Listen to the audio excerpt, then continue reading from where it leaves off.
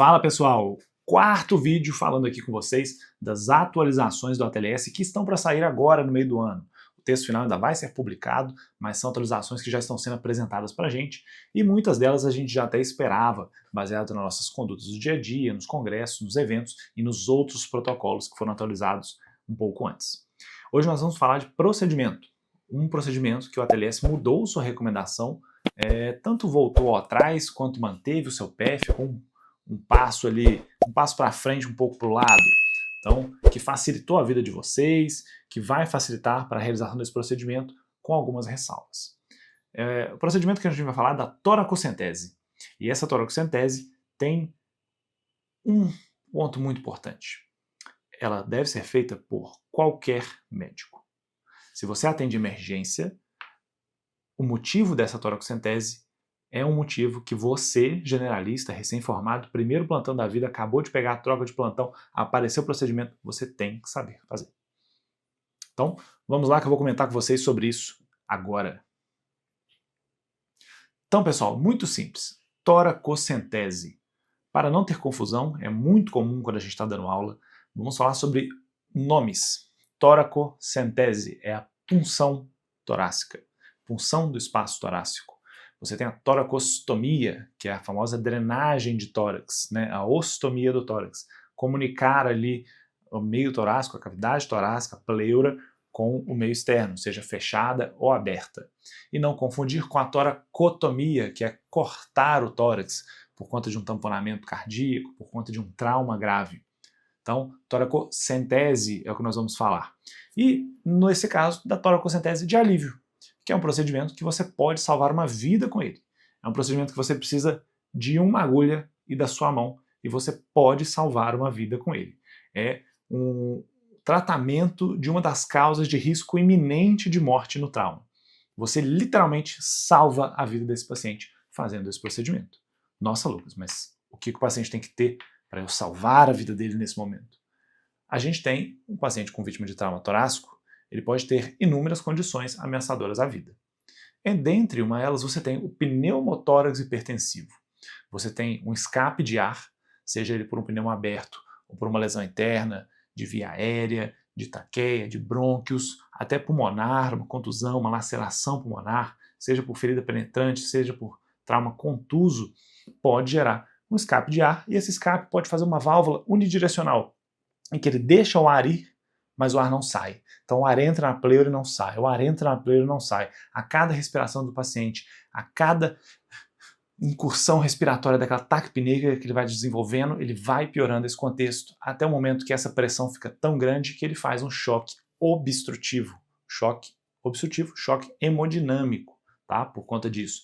Você aumenta tanto a pressão dentro do tórax que você impede o retorno venoso, você dificulta o retorno venoso, você reduz a pré-carga cardíaca e esse paciente choca por uma condição pleural. Nossa, mas o que eu faço para tratar essa condição? O que eu tenho que fazer? Você tem que descomprimir. Transforme esse pneumotórax hipertensivo em um pneumotórax aberto, em um pneumotórax simples. Tá? Drene, puncione, descomprima. Tá? Então, para você que não tem treinamento, o que eu vou fazer? Antigamente, você pegava um gel 14, de preferência, tem que ser mais de 8 centímetros para você acertar o espaço pleural. Menos do que isso, você tem um índice de falha muito grande. Então, um gel 14, um gel calibroso e comprido. Antigamente, você viria no segundo espaço intercostal, na linha hemiclavicular, linha mamilar, e você funcionaria 90 graus com a pele, para que aquela agulha descesse na pleura e você escutasse aquele barulhinho da descompressão. O paciente geralmente faz um de alívio e a pressão volta a subir. E aí você tem um tempo para você fazer sua toracostomia, para fazer a sua drenagem de tórax. Só que aí, um grande estudo percebeu que alguns pacientes não melhoravam com essa conduta, que às vezes tinham que colocar 2 gelcos, e o gelco movimentava, ele saía, ele não funcionava 100%. E aí percebeu-se o que com esses estudos? Que a maioria desses gelcos, em pacientes um pouco mais obesos, lá no estudo, se não me engano, foi nos Estados Unidos, não chegavam à cavidade pleural, por ser o segundo espaço. Então, pacientes que têm um coxim gorduroso maior, têm uma musculatura maior, esses 8 centímetros não invadiam a cavidade pleural para fazer essa drenagem. Com isso, pensou-se, Se eu já dreno no quinto espaço intercostal, na linha axilar anterior, na linha axilar média, por que eu já não descomprimo nesse local? É uma parede mais fina, não é comum você ter gordura na lateral do corpo, perto da parede torácica nessa região. Ou você tem na região de peitoral e região de abdômen, mas não é comum tanto nessa lateral, uma região que não acumula tanta gordura. Então, vamos mudar para esse local. Então, na 10ª edição da TLS, era recomendado que a toracocentese fosse no quinto espaço intercostal, que seria o mesmo ponto da drenagem de tórax, da toracostomia. E nas crianças ainda não tinha se modificado de fazer no segundo espaço, mas já era recomendado no quinto espaço e final de discussão. Entretanto, voltou-se um pouco atrás e o que deve sair agora na 11ª edição é que você pode fazer tanto no segundo espaço intercostal linha M clavicular, quanto no quinto espaço intercostal na linha axilar anterior ou média. Ok, então voltou-se atrás e nada mudou? Não, mudou, porque ele mantém a recomendação de que pacientes com maior obesidade, pacientes que têm um coxim maior, que têm uma musculatura maior, a drenagem, a punção nesse espaço pode não ser eficaz. E, convenhamos, se você tem um ponto que é um pouco melhor, num paciente já um pouco mais de obesidade, por que não fazer todos nesse local? Então saiba que você está autorizado novamente a fazer no segundo espaço, mas que seria uma boa prática fazer no quinto, porque ele já é o ponto de drenagem, já é onde você vai mexer, então mantenha fazendo sempre ali para você não ter problema de fazer sempre no segundo e quando precisar ficar procurando aonde vai fazer na linha axilar. Outra observação, ele ainda coloca que mais rápido do que a toracocentese para alívio é você fazer a descompressão digital. Então, se você estiver numa sala de trauma, numa sala de emergência, o melhor é o quê? Um bisturi, que nessa sala de trauma não precisa ficar montando lâmina, é aquele bisturi de canetinha que você empurra para frente, a lâmina está montada, abre no quinto espaço intercostal, descomprime com o seu dedo, você vai dissecar no dedo, invadir a pleura, e quando você tirar, você descomprimiu, você transformou aquilo num pneumo aberto, se ele já não for, perde a parte hemodinâmica do pneumotórax hipertensivo, e se você perceber, você já praticamente fez a sua drenagem de tórax, só falta o dreno.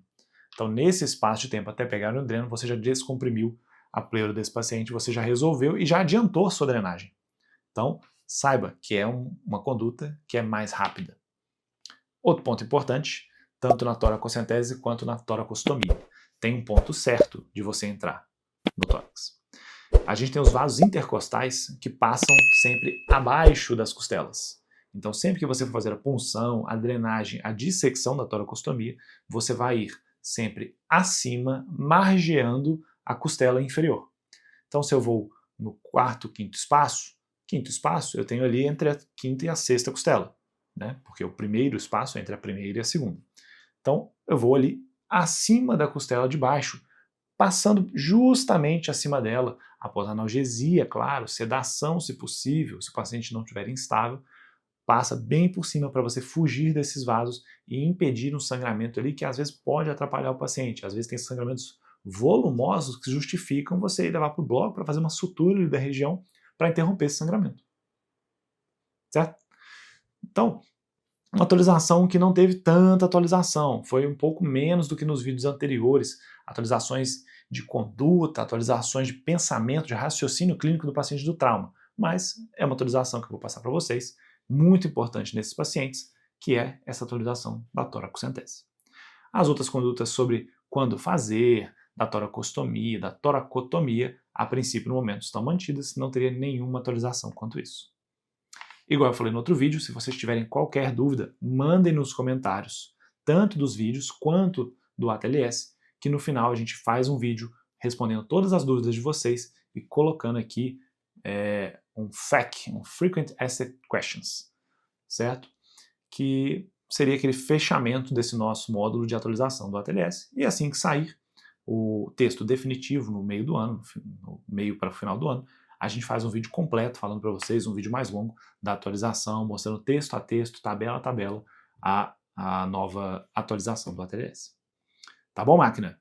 Então, continue os estudos. Você que está na nossa plataforma, você que está aqui no YouTube, converse com seu colega, mande para o seu colega, curta o episódio aqui, ajuda a gente a ir um pouco mais para frente e a gente continuar jogando aqui na plataforma bastante vídeos para vocês. Espero que vocês gostem. Se tiver qualquer tema que vocês desejam, manda no nosso Instagram pessoal, mostra manda no Instagram pessoal também do PS Zerado. Tudo bom? Um bom dia para você, uma boa noite se você estiver de noite e nos vemos no próximo vídeo.